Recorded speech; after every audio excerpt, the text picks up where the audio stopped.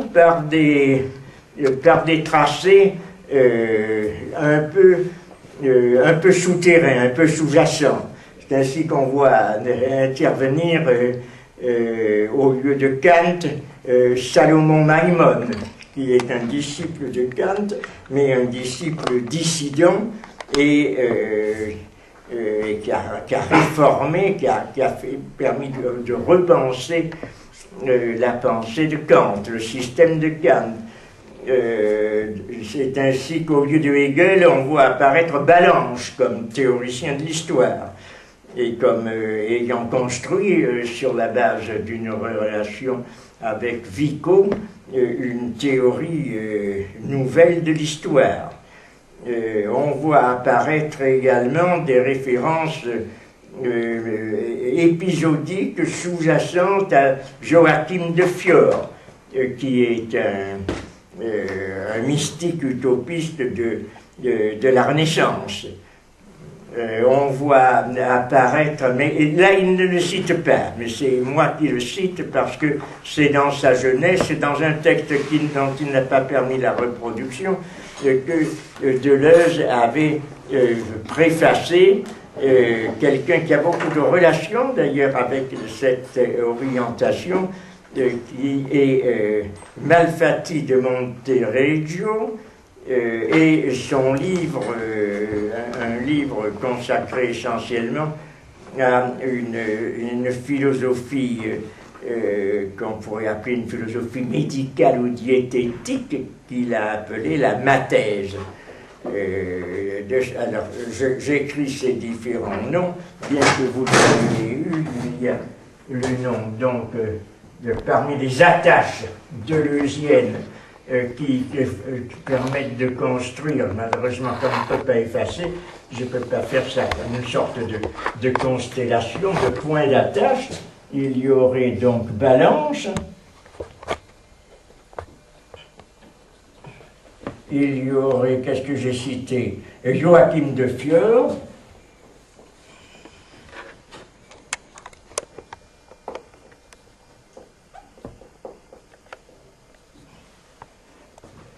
il y aurait, bon, j'ai donné Butler, mais Butler, lui, il le cite davantage. Ah oui, ça, ce fameux Malfatti de Montereggio, qui est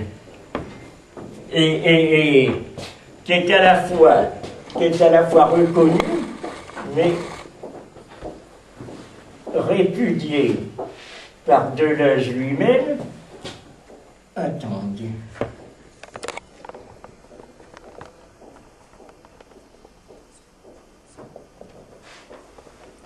Je ne sais pas si vous voyez la mathèse. La mathèse, c'est tout simplement la mathésis, c'est-à-dire l'idée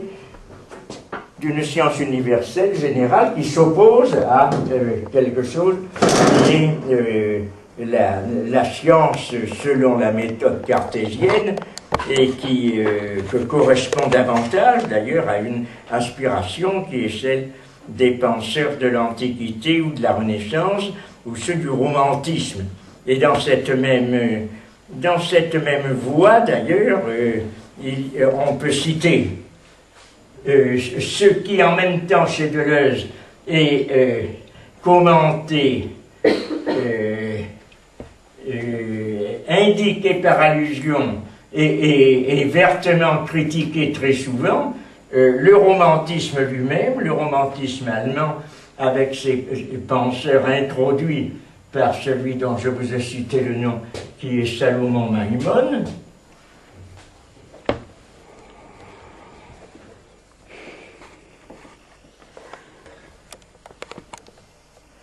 Et toute une voie qui est celle où l'on trouvera Schelling. Schelling, malgré tout, il y a une relation et une reconnaissance de la pensée de Schelling davantage chez Deleuze. Il le cite et le fait intervenir parfois, ou Plotin, à travers Candillac surtout, il a rendu hommage à la pensée de Plotin dans une ligne où l'on voit se rejoindre d'ailleurs Leibniz et Spinoza, que tout ce qui, en un mot, est en contradiction, en opposition avec une construction d'une philosophie de la conscience dans une lignée cartésienne ou dans une lignée kantienne. De sorte que ces penseurs dont il reconnaît l'importance, d'ailleurs, que Kant, Descartes, Hegel, et qui peut-être de préférence sont traités par lui, que soit pour être critiqués, soit pour faire l'objet d'études et de réinterprétations, passent, on pourrait dire, au second plan, c'est-à-dire, il y a une sorte de cartographie, pour employer un terme que Deleuze et Guattari privilégieront à un certain moment, une sorte de cartographie ou de cartogramme que l'on peut établir de la pensée deleuzienne en tant que prenant comme point d'appui, parfois en l'explicitant, parfois sans le dire, d'ailleurs aussi, parce que dans la pensée de Deleuze, dans l'œuvre de Deleuze, il y a beaucoup de références qui sont en quelque sorte passées sous silence ou gommées, ou transformées, qui deviennent des points d'appui de l'équilibre, de la construction de sa propre œuvre. Le seul qui ne soit pas mentionné explicitement, bien qu'il y ait aussi beaucoup de relations que l'on pourrait établir avec lui, c'est quelqu'un dont je vous avais parlé l'année dernière et qui a une très grande importance dans la formation de la pensée romantique. Il a eu des relations avec Fichte, c'est Jacobi, hein, c'est Friedrich Jacobi qui entretient par certains aspects, surtout dans cet étrange accord paradoxal qu'il a établi entre Spinoza et Kant, qui apparaît comme étant en résonance bien souvent avec la pensée de Deleuze, mais sans apparaître très nettement, sauf peut-être à travers certaines allusions, mais qui ne sont jamais explicites. Je cherchais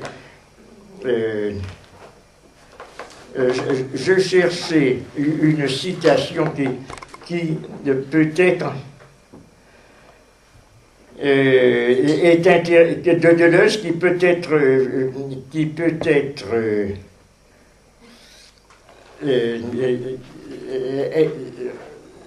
sera un commentaire plus éclairant, parce que mieux exprimé peut-être à ce que je veux dire, qui est une phrase de Deleuze lui-même qui se trouve là, je ne sais pas, peut-être est-ce dans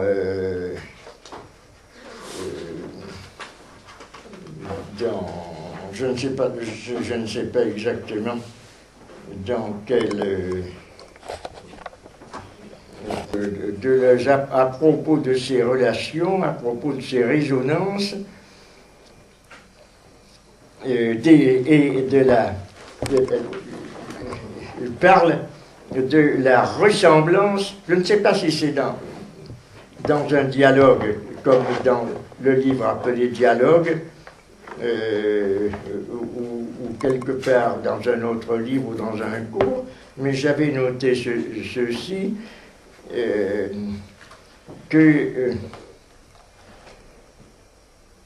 oui, c'est dans un cours sur la relation, je ne sais pas exactement, où il cite Husserl et la philosophie de l'arithmétique, et où il signale, c'est moi qui ai noté cela, très justement la parenté de Husserl et de Hume. Et à propos de Bergson, la ressemblance des auteurs entre eux. Et où il à cette phrase que je vous demande de noter, parce qu'elle me semble extrêmement importante, finalement, bien, peut-être que c'est dans un entretien avec Claire Parné, c'est possible, finalement, bien plus que les contradictions entre philosophes, écrit-il,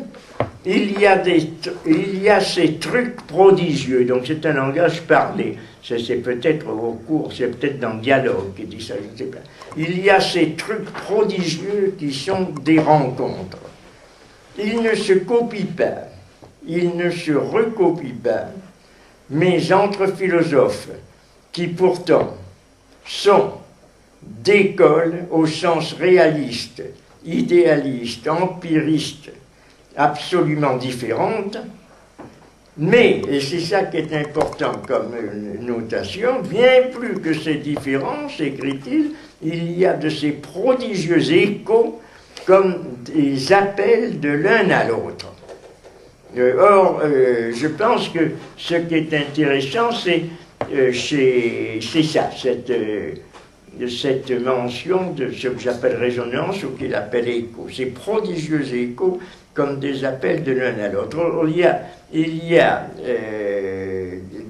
dans l'œuvre de Deleuze comme étant une sorte de mouvement sous-jacent, une sorte de pulsation secrète qui en commande le mouvement, qui en commande la vie, au fond, c'est-à-dire la vitalité, la richesse que peut-être le texte écrit n'épuise pas, qui se réfère à des auteurs qui ne met pas souvent, qui ne met pas en relief, auquel il ne consacre pas d'études explicites, mais qui sont en quelque sorte des échos d'autres pensées qui en animent, qui en relancent en permanence le mouvement. Or, dans cette grande confrontation que fait Deleuze dans l'ensemble de sa philosophie et de démarquage, on pourrait dire, entre des philosophies qui seraient consacrées essentiellement à la philosophie de la conscience, ou la réflexion de la conscience, ou des philosophies critiques, ou des philosophies qui seraient consacrées également essentiellement à l'analyse du langage, il y a ces références secrètes et ces pulsations qui font qu'il se relie à des philosophies que d'une façon très générale on peut appeler, qu'il a appelé d'ailleurs, en regrettant la disparition dans la pensée moderne, des philosophies de la nature, ou des philosophies de la vie, et auxquelles incontestablement, même s'il tient à s'en démarquer, à établir toujours les démarcations, les différences, il se rattache à ces philosophies de la vie, à ces philosophies de la nature, auquel appartient le transcendantalisme américain. L'un des premiers textes, une première conférence que Emerson, dans les années 1830, je ne sais plus pas exactement, était consacré à la nature et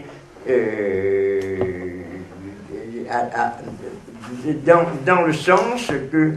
la pensée de la philosophie allemande avait donné à ce terme, dans des références à la philosophie de Schelling, plus qu'au christicisme de Kant, se recommandant toujours de Kant, mais en fait se recommandant de Kant à travers le développement de la pensée kantienne dans une philosophie de la nature, ou dans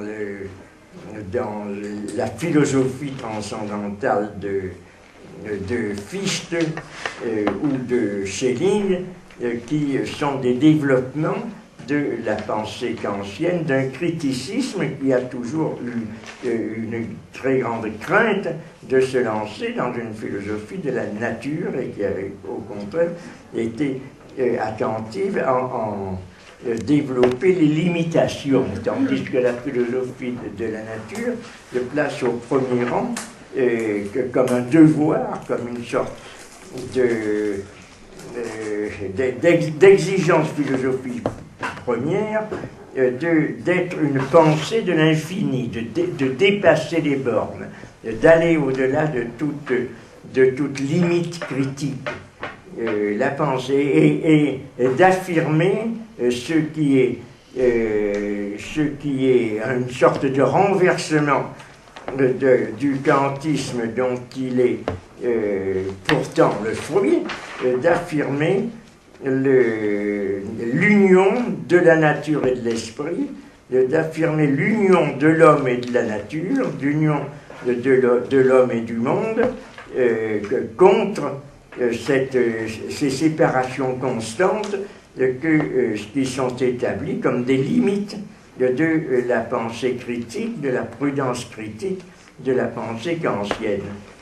C'est pourquoi il y a une jonction qui s'établit et une résonance avec la pensée de Spinoza qui, par-delà, est aussi la prudence critique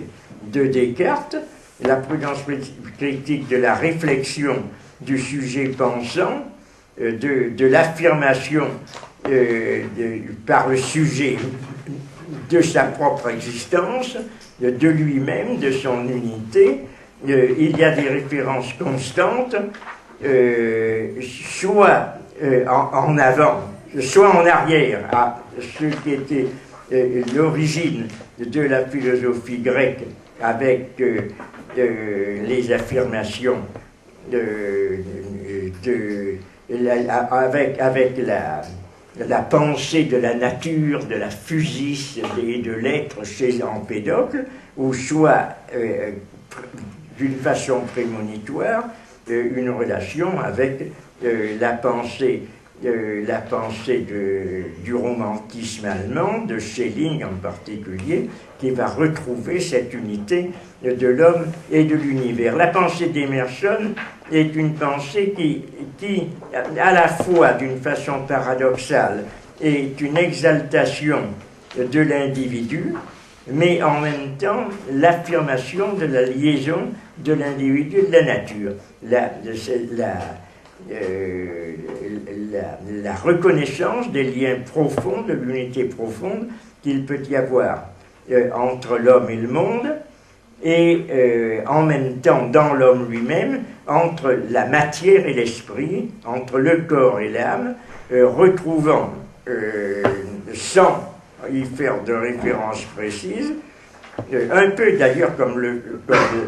l'a fait Jacobi, retrouvant une des intuitions fondamentales de Spinoza, c'est-à-dire l'unité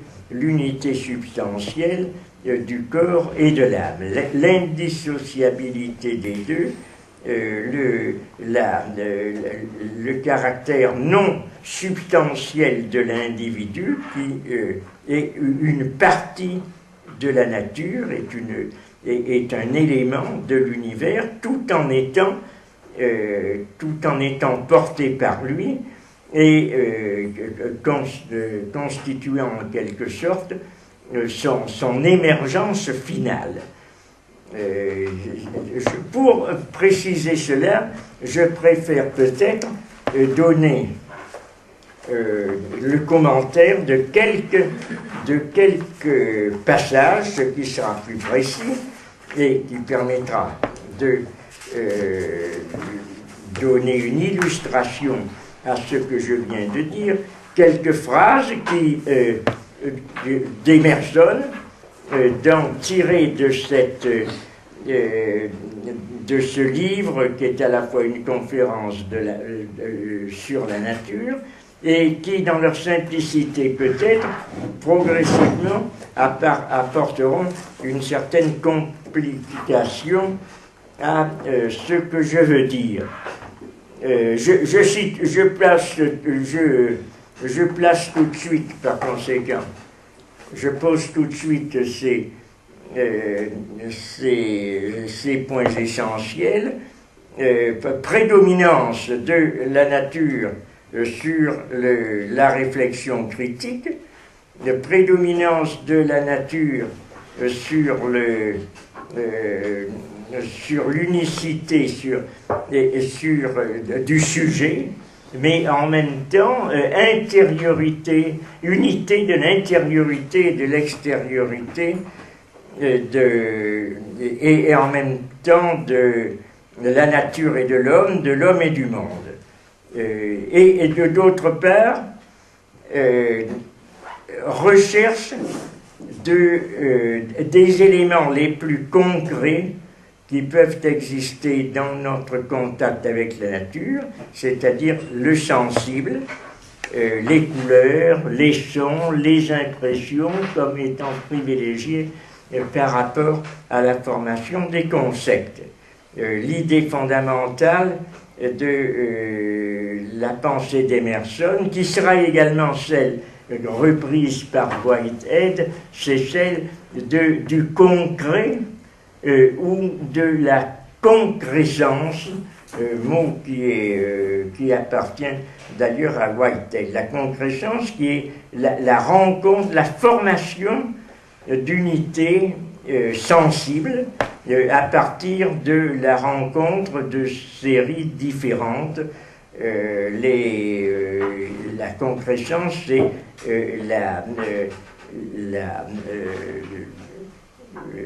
la rencontre de séries hétérogènes, le fait qu'il y a une parenté, une affinité entre l'homme et non seulement les animaux, mais en même temps le règne végétal et le paysage qui l'entoure,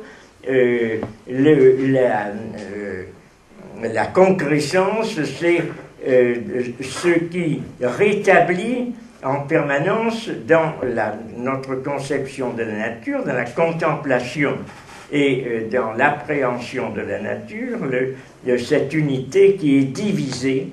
par l'opposition du sujet et de l'objet. Le transcendantalisme américain recherche en permanence ce qui est aussi je crois, quelque chose qui est au centre, même dès le début de la pensée deleuzienne. Il recherche à briser cette opposition entre l'unité, entre le sujet et l'objet, en rétablissant une immanence primordiale, quelque chose qui fait que il y a unité de l'extérieur et de l'intérieur, identité, si l'on peut dire même, de l'un et de l'autre, identité de ce qui est extérieur à moi et de ce qui est intérieur à moi, possibilité d'une conversion permanente, le fait que c'est dans les choses, à l'extérieur de moi, que je trouve mon intériorité. Tout cela est ce sont des propriétés, des qualités que l'on retrouve dans la pensée d'Emerson, plus tard dans celle de Whitehead, et qui sont en correspondance, encore une fois, qui ne sont pas nécessairement en relation d'influence ou de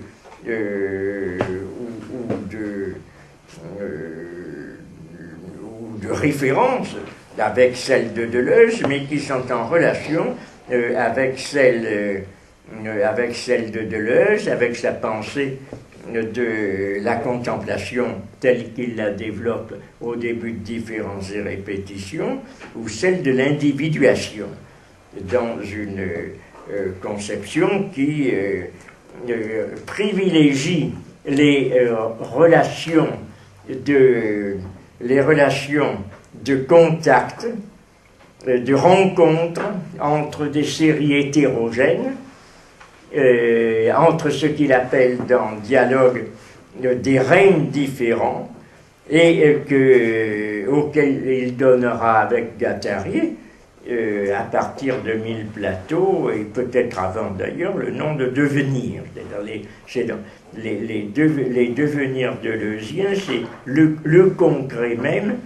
de la philosophie recherchée par la philosophie de la nature. Et ce concret qui a différents aspects, qui a à la fois l'aspect un aspect qui touche à la connaissance et à la contemplation, mais en même temps qui touche aux valeurs, et qui fait qu'il n'y a pas de différence possible à établir entre des valeurs comme la beauté, par exemple, l'utilité, la commodité,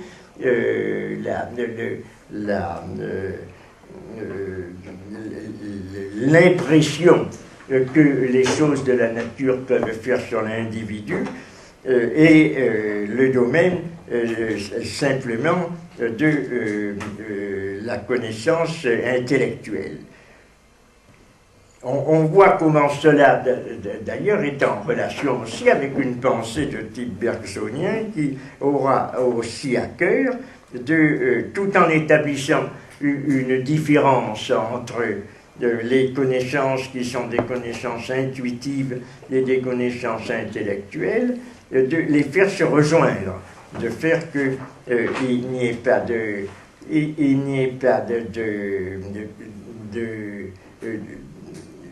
d'incompatibilité entre ce qui relève de l'intuition et ce qui relève du concept.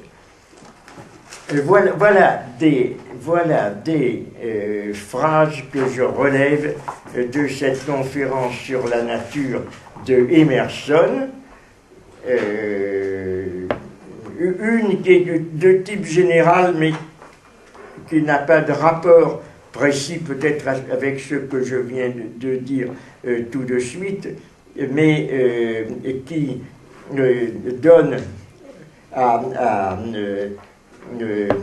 sa recherche une tonalité, une orientation, un ton que l'on rencontre facilement également dans l'analyse deleuzienne. L'amoureux de la nature, c'est au début de cette conférence, l'amoureux de la nature est celui dont les sens externes sont encore réellement ajustés les uns aux autres, et qui a gardé l'esprit d'enfance jusque dans l'âge adulte. Voulant dire par là, la suite l'explique d'ailleurs, c'est que les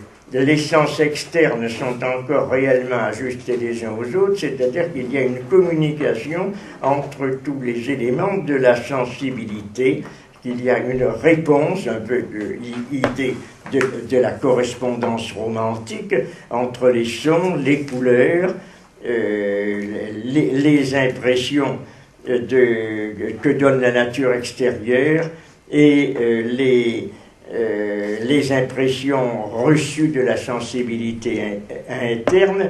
Je pense ici, ça pourrait faire penser comme illustration à cette image qu'a donnée Walter Benjamin dans ses célèbres souvenirs d'enfance berlinoise, des chaussettes enroulées ensemble qui forment une boule, une poche dans laquelle il n'y a plus intérieur et extérieur. Celle du dedans et celle du dehors forment apparemment un contenant et un contenu, mais en définitive, la surface extérieure est en même temps la constituante de la surface interne. Cette réversibilité de l'interne et de l'externe, cette possibilité d'indiscernibilité entre ce qui se passe au-dedans de moi et ce qui se passe en dehors, c'est ce qu'il appelle justement cet ajustement des sens externes à l'individualité. C'est ce que Emerson entend ici garder l'esprit d'enfance jusque dans l'âge adulte, c'est-à-dire être capable justement de sortir de l'identité refermée de soi-même,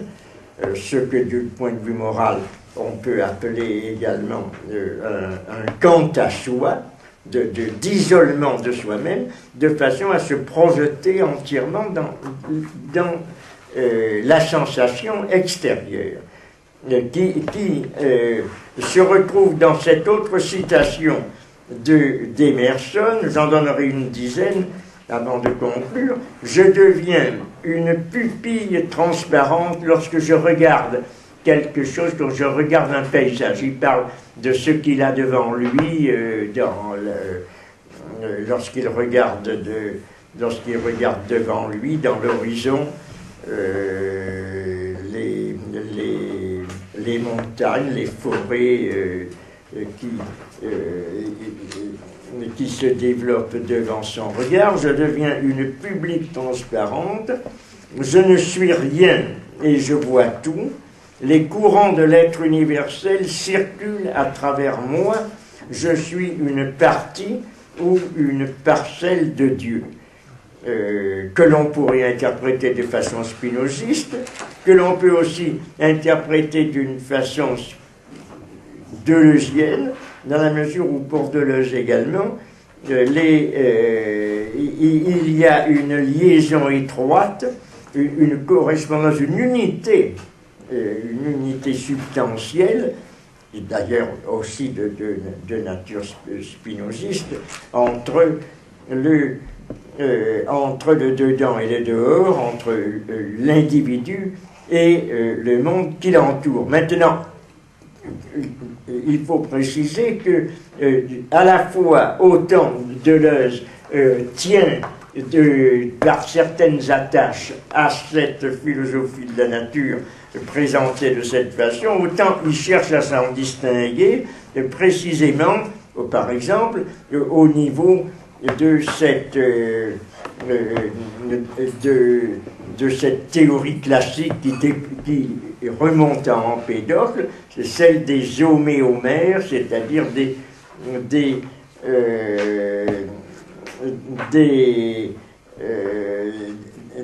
des ressemblances, des homogénéités entre le monde extérieur et le monde extérieur. Ce n'est pas par homogénéité que la pupille voit la lumière. Ce n'est pas parce qu'elle est constituée elle-même de lumière. Elle ne voit pas l'eau parce qu'elle est constituée d'eau, comme elle ne voit pas la terre parce qu'elle est constituée de terre, comme l'ont affirmé Empédocle ou après lui Aristote. Donc il se distingue de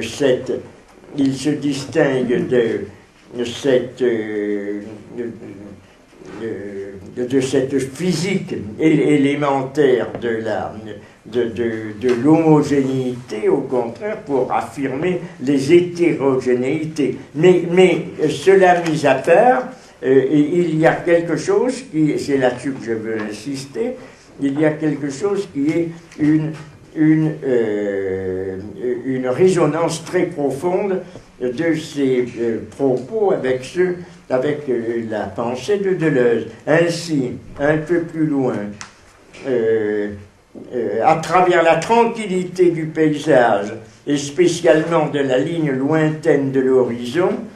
l'homme contemple quelque chose d'aussi magnifique que sa propre nature, qui est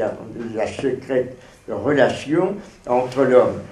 et la nature, l'unité qui existe entre les deux, et en même temps, il parle un petit peu plus loin de la relation secrète entre l'homme et les végétaux, c'est-à-dire de la communication entre les rênes. On peut peut-être par une sorte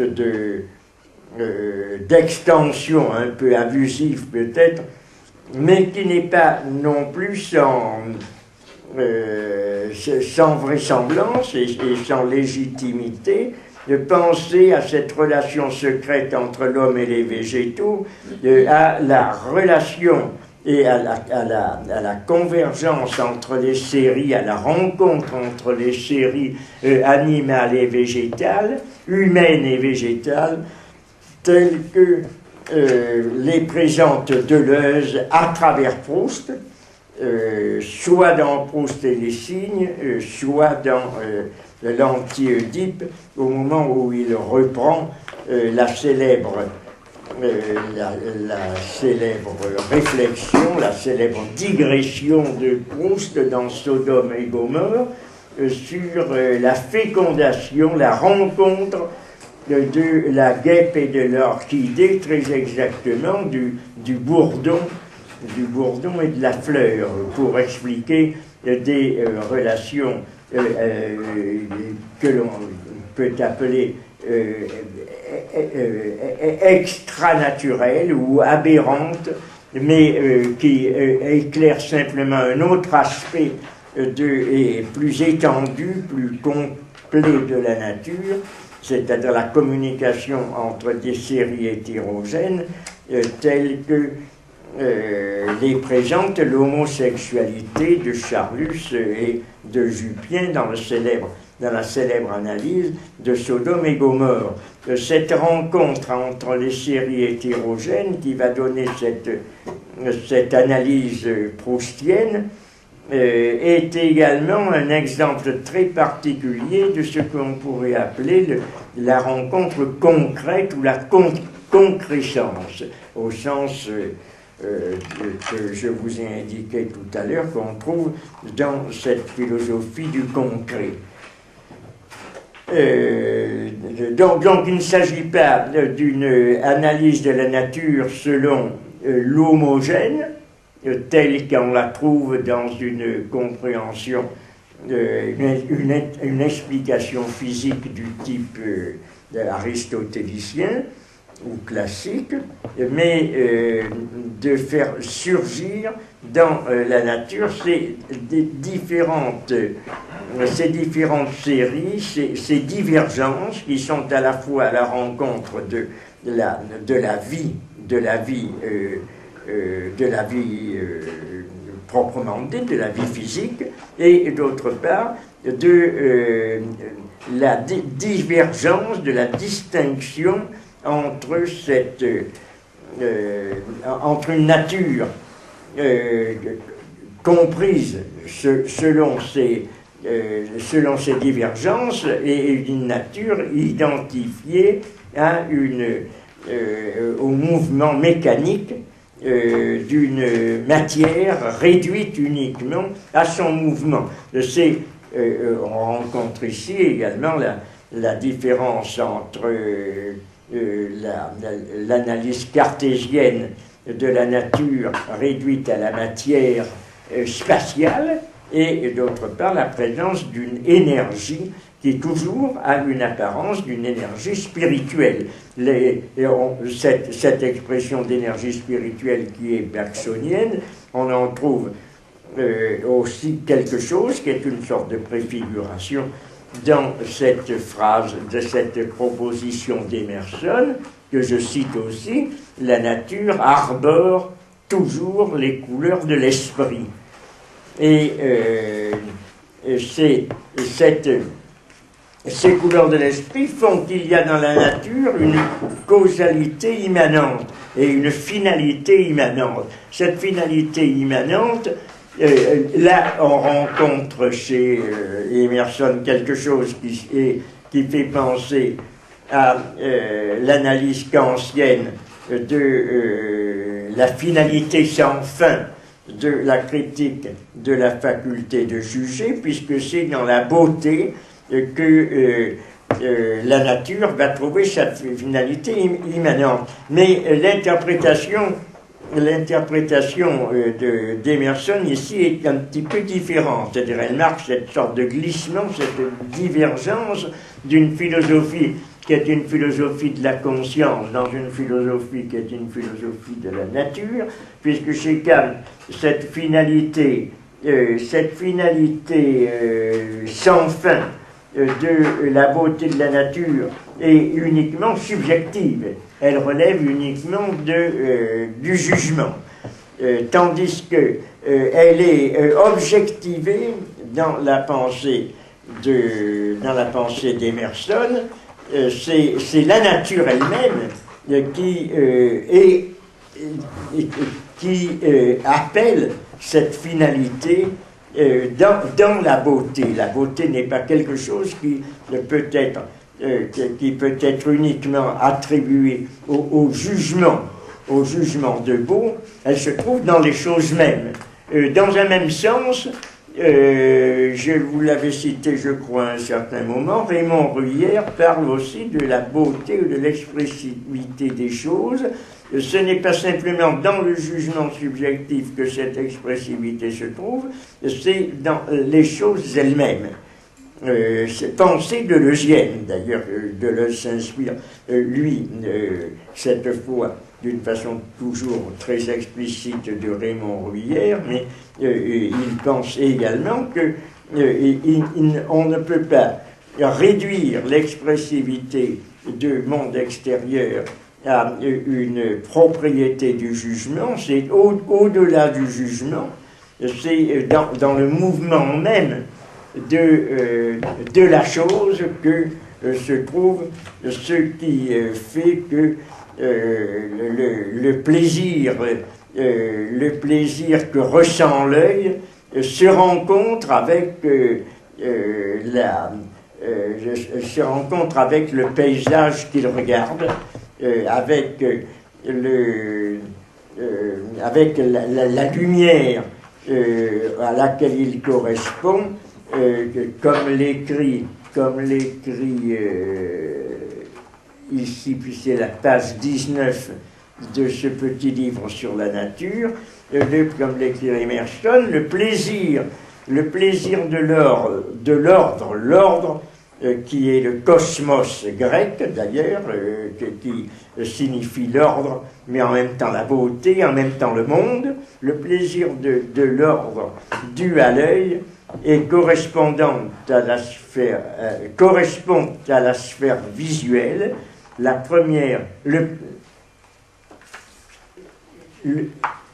la lumière est le premier des peintres. Il n'existe pas d'objet si répugnant qu'une lumière intense ne puisse rendre beau, écrit-il. Là, je pense, je vous avais cité,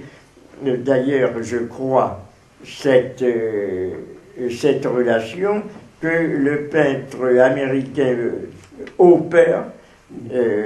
dont il y a eu une exposition récente très intéressante à Paris, est un grand admirateur de la pensée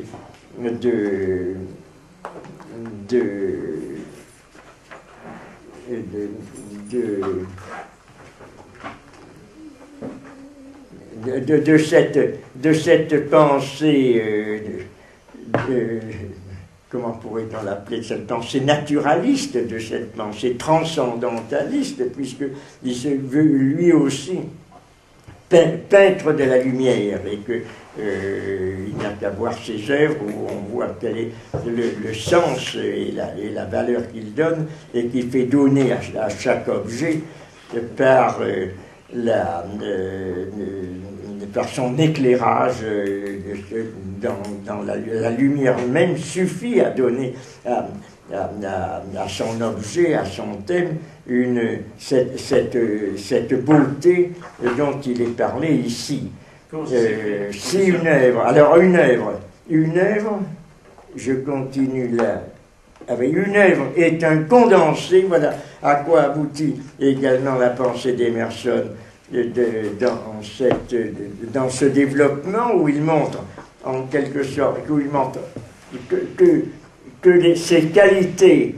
qui sont inhérentes, immanentes à la nature, c'est-à-dire celle de la finalité, celle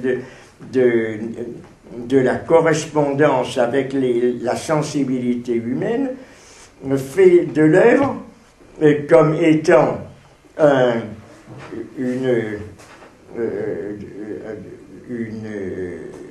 complément, en quelque sorte, un apport supplémentaire à cette unité des choses, elle en fait un condensé, dit-il, ou un résumé du monde. Elle est, écrit-il, en miniature, c'est là la citation, le résultat de l'expérience de la nature, qui est un océan de formes. L'art et la nature, c'est encore une citation, distillée dans l'alambic de l'homme. C'est-à-dire la correspondance, l'idée de l'art dans laquelle culmine la nature comme finalité immanente, qui n'est pas due simplement à l'attribution par un jugement subjectif, mais qui émane en quelque sorte de la nature elle-même, fait de l'œuvre d'art un condensé ou une expression. On pourrait penser ici, bien que là aussi la relation ne soit pas établie et qu'il n'y ait aucune relation explicite dans les influences, à la pensée de Adorno dans la théorie esthétique, qui est aussi celle de Benjamin dans son étude sur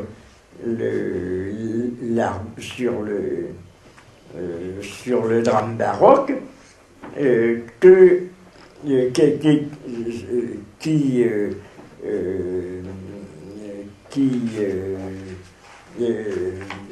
invente l'expression, qui propose l'expression que l'œuvre d'art est essentiellement monadique. Elle est une monade au sens leibnizien, c'est-à-dire toute œuvre d'art est une expression du monde, ce qui est un petit peu la même chose que la formule elle est en miniature le résultat de l'expérience de la nature. Et la nature est un océan de formes. Ici, nous trouverions un peu des idées qui sont celles d'Eugène Delacroix lorsqu'il écrit que la nature est un dictionnaire dans lequel le peintre n'a qu'à puiser et qu'il agence selon son art. Ou alors l'idée également émersonienne exprimée ici, rien n'est beau que dans le tout, fait penser aussi à cette idée qui est développée cette fois par Gilbert Simondon dans le mode d'existence des objets techniques, selon lequel il n'y a jamais de beauté dans une œuvre séparée, mais que le beau, dit-il, je cite un petit peu de mémoire, et se trouve dans un accord entre un objet et l'environnement dans lequel il se trouve, dans l'ensemble au milieu duquel cet objet se dresse et apparaît, comme par exemple une tour et même un instrument technique comme un fil télégraphique, un poteau électrique peut apparaître, une usine peut apparaître comme formant la beauté d'un paysage dans la mesure où il est pris dans le tout auquel il appartient. Mais là la pensée de Simondon se relierait plutôt à une théorie explicitement, à une théorie de la globalité, à une théorie dite théorie de la Gestalt, élargie, étendue et développée dans le sens qu'il a donné dans ses études, que à la pensée d'Emerson. Mais là, j'appliquerai de nouveau cette formule que l'on a trouvée chez Deleuze. Ce qui compte, ce ne sont pas les divergences qui existent très certainement, ou les différences d'origine, mais ces rencontres ou cet écho qu'une pensée peut faire à d'autres. Et également, comme par exemple l'idée que la cause finale de la nature est le désir de beauté dont on pourrait trouver l'alliance, le retentissement de l'analyse de Kant dans la critique du jugement est en écho très certainement avec cette analyse kantienne, mais passe sur un autre registre puisqu'il s'agit bien d'une beauté objective et non pas celle simplement qui est donnée dans le jugement de goût. Car la beauté telle que l'entend Emerson, et c'est aussi de ses formules, la beauté est, dans le sens le plus large et le plus profond, une expression de l'univers, ce qui ne veut pas dire non plus que cette expression de l'univers, c'est nous qui la lui apportons, mais qu'elle se trouve être un apport de l'univers à nous-mêmes. C'est un peu dans ce sens-là, justement, qu'il y a dans cette conception du transcendantalisme quelque chose qui n'est pas la soumission de l'expérience à des catégories de jugement, ce qui est à proprement parler l'analyse transcendantale telle que Kant la pratique, mais qu'il y a au contraire une refonte profonde à l'intérieur de l'expérience elle-même, qui a quelque chose qui est un appel à l'empirisme, d'où l'expression que Deleuze donnera à cette philosophie d'empirisme transcendantal, qui n'est pas une imposition par le sujet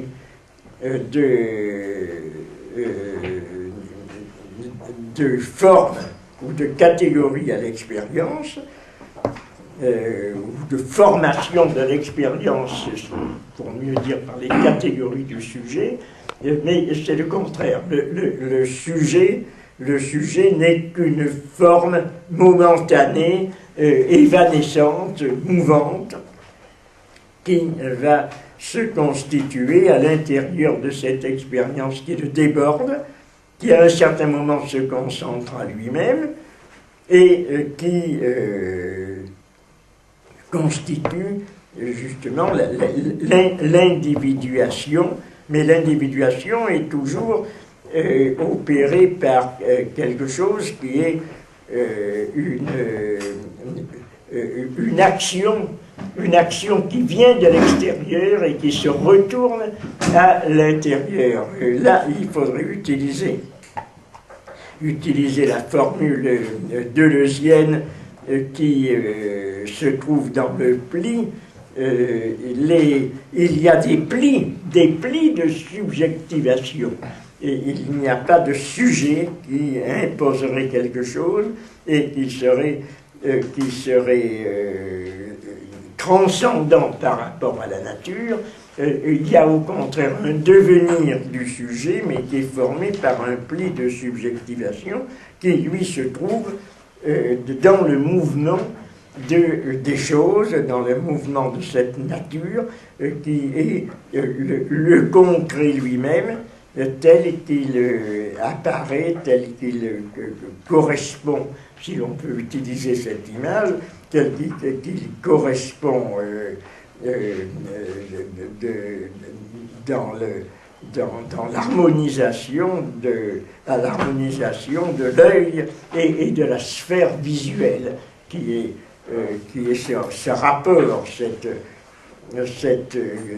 constante rencontre, ce rapport de compénétration, de mouvement d'aller-retour de l'intérieur à l'extérieur, marqué d'ailleurs par leur identité. Il n'y a pas de différence entre l'un et l'autre, pas plus qu'il n'y a de différence, il n'y a pas de différence, je veux dire, catégorielle entre l'un et l'autre, pas plus qu'il n'y a de différence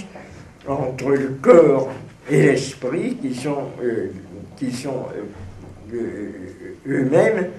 parties ou parcelles, ce qui est une expression également de Emerson, très spinoziste, de la totalité. Il y a d'abord cette appréhension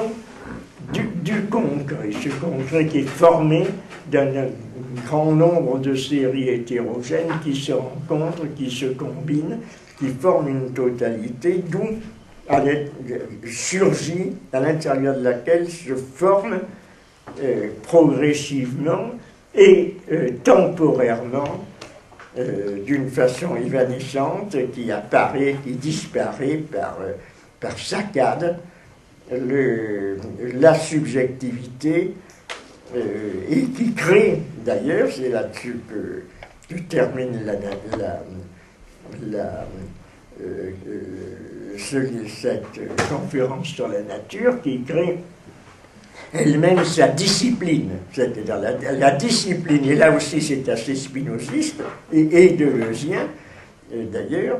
la discipline de la subjectivité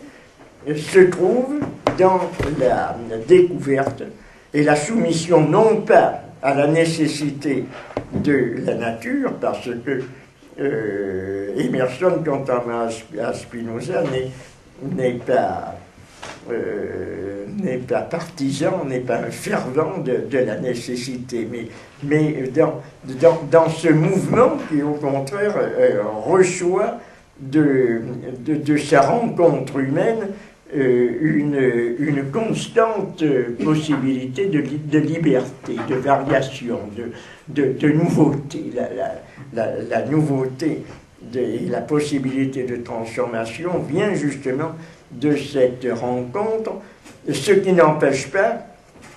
que c'est la nature, c'est la conformité de l'existence selon la nature qui va être la discipline à laquelle se soumet la pensée émersonienne. On la trouve en particulier chez son disciple Thoreau, puisqu'il a, comme vous le savez, c'est ce qui l'a rendu célèbre, pratiqué une véritable ascèse du naturalisme dans sinon du naturisme, mot difficile à prononcer parce qu'il a pris des sens très particuliers ensuite, mais on pourrait le prononcer malgré tout en ce cas, puisqu'il a tenu à vivre selon la nature, dans une maison construite par lui-même, dans les forêts, etc., dans ce célèbre livre qui s'appelle Walden. Je ne sais pas, peut-être est-ce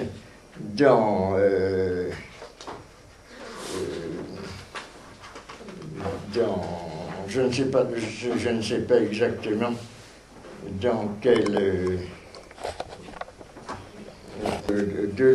à propos de ces relations, à propos de ces résonances il parle de la ressemblance. Je ne sais pas si c'est dans un dialogue comme dans le livre appelé Dialogue, ou quelque part dans un autre livre ou dans un cours, mais j'avais noté ceci,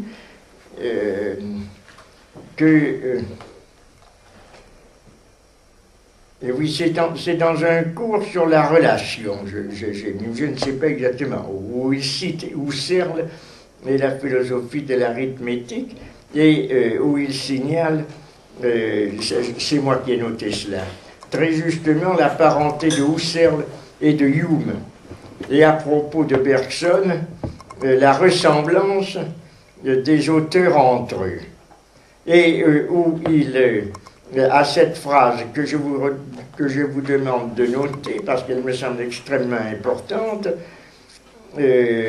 finalement, bien, peut-être que c'est dans un entretien avec Claire Parné, c'est possible, finalement, bien plus que les contradictions entre philosophes, écrit-il, il y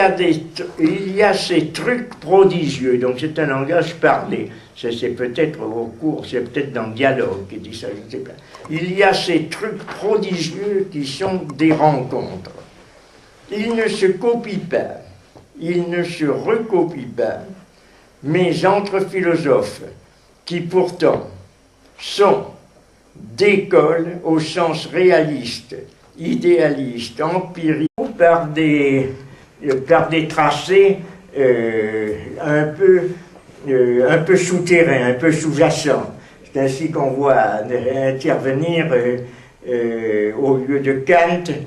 Salomon Maïmonide, qui est un disciple de Kant, mais un disciple dissident et qui a réformé, qui a permis de repenser la pensée de Kant, le système de Kant.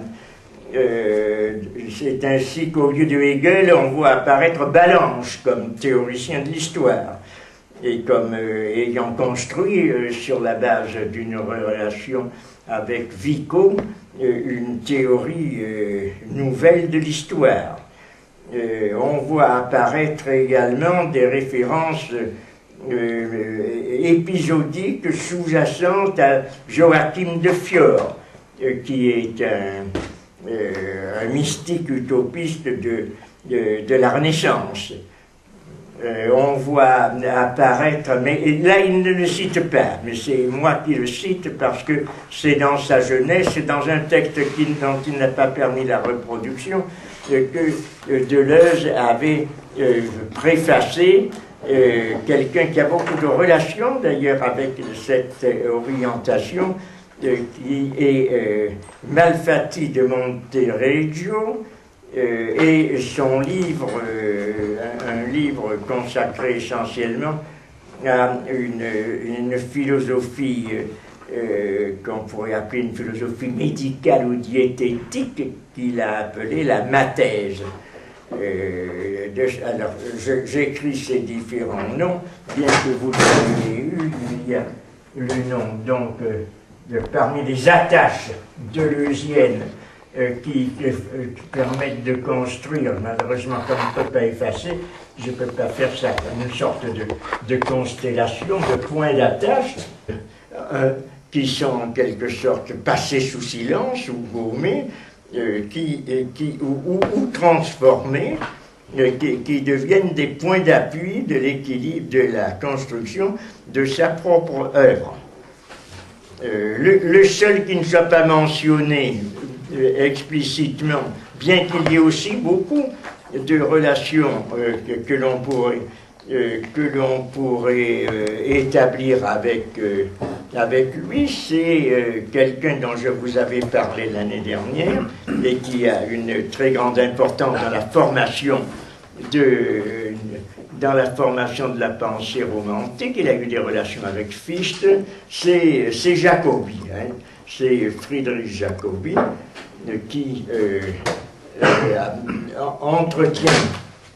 par certains aspects, surtout dans cet étrange accord paradoxal qu'il a établi entre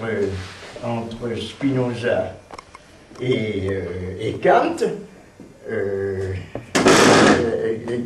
qui apparaît comme étant en résonance bien souvent avec la pensée de Deleuze, mais sans apparaître très nettement, sauf peut-être à travers certaines allusions, mais qui ne sont jamais explicites. Je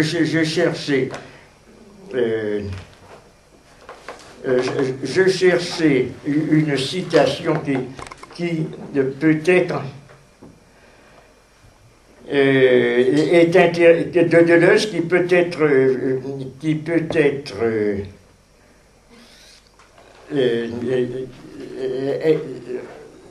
sera un commentaire plus éclairant, parce que mieux exprimé peut-être à ce que je veux dire, qui est une phrase de Deleuze lui-même qui se trouve là.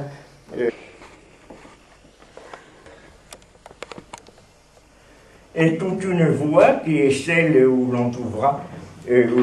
Schelling. Schelling, malgré tout, il y a une relation et une reconnaissance de la pensée de Schelling davantage chez Deleuze. Il le cite et le fait intervenir parfois, ou Plotin, à travers Candillac surtout, il a rendu hommage à la pensée de Plotin dans une ligne où l'on voit se rejoindre d'ailleurs Leibniz et Spinoza, que tout ce qui, en un mot, est en contradiction, en opposition avec une construction d'une philosophie de la conscience dans une lignée cartésienne ou dans une lignée kantienne. De sorte que ces penseurs dont il reconnaît l'importance, d'ailleurs, que Kant, Descartes, Hegel, et qui peut-être de préférence sont traités par lui, que soit pour être critiqués, soit pour faire l'objet d'études et de réinterprétations, passent, on pourrait dire, au second plan, c'est-à-dire, il y a une sorte de cartographie, pour employer un terme que Deleuze et Guattari privilégieront à un certain moment, une sorte de cartographie ou de cartogramme que l'on peut établir de la pensée deleuzienne en tant que prenant comme point d'appui, parfois en l'explicitant, parfois sans le dire, d'ailleurs aussi, parce que dans la pensée de Deleuze, dans l'œuvre de Deleuze, il y a beaucoup de références qui sont... il y aurait donc Ballanche, il y aurait, qu'est-ce que j'ai cité, Joachim de Fior,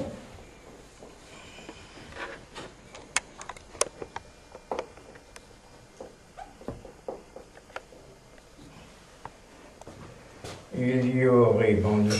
j'ai donné Butler, mais Butler, lui, il le cite davantage. Ah oui, ça, ce fameux Malfatti de Montereggio, qui est à la fois reconnu, mais répudié par Deleuze lui-même. Attendez.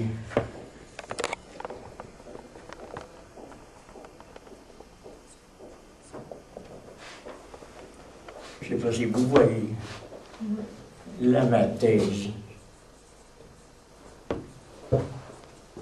La mathèse, c'est tout simplement la mathésis, c'est-à-dire l'idée d'une science universelle, générale, qui s'oppose à